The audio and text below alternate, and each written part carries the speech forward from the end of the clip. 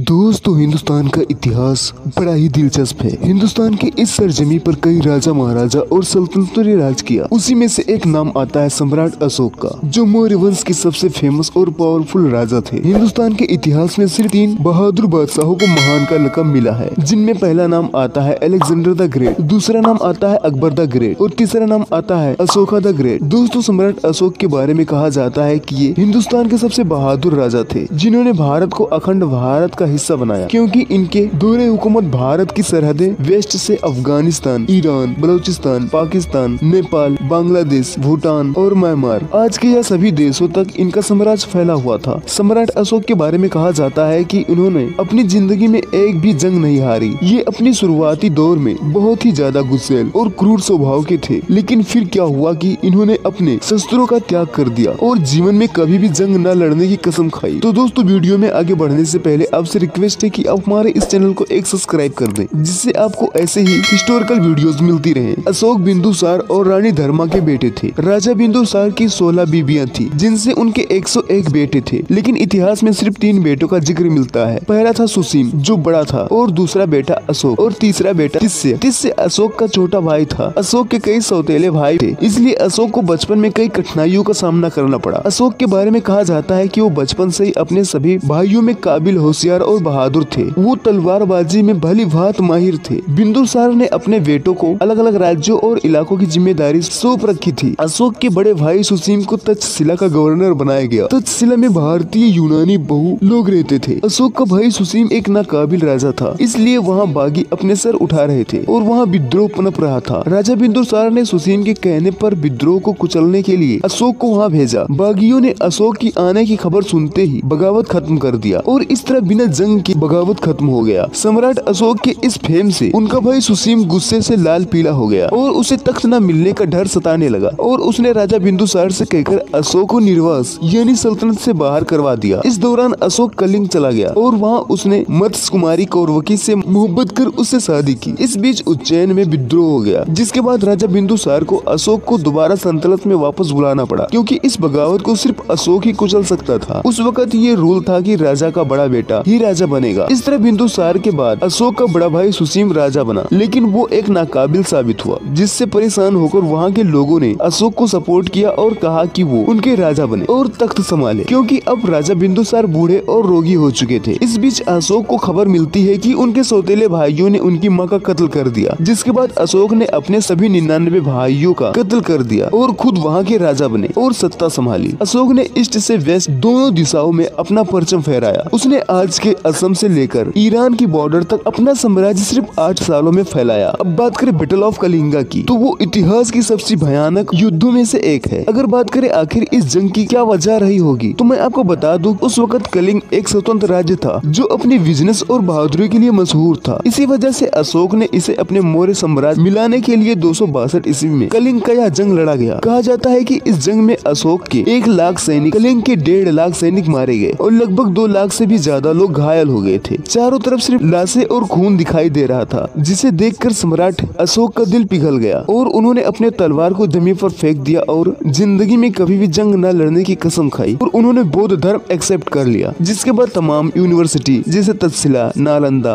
विक्रमशिला, कंधार और भी कई यूनिवर्सिटी बनवाए और कई एकेडमी और सड़कें बनवाई। खैर दोस्तों, आज की इस छोटी सी वीडियो में बस इतना ही। वीडियो पसंद आया तो वीडियो को एक लाइक कीजिए और अपने दोस्तों के साथ एक शेयर, और इस तरह की हिस्टोरिकल वीडियोस पाने के लिए हमारे इस चैनल को एक सब्सक्राइब करना मत भूलिएगा।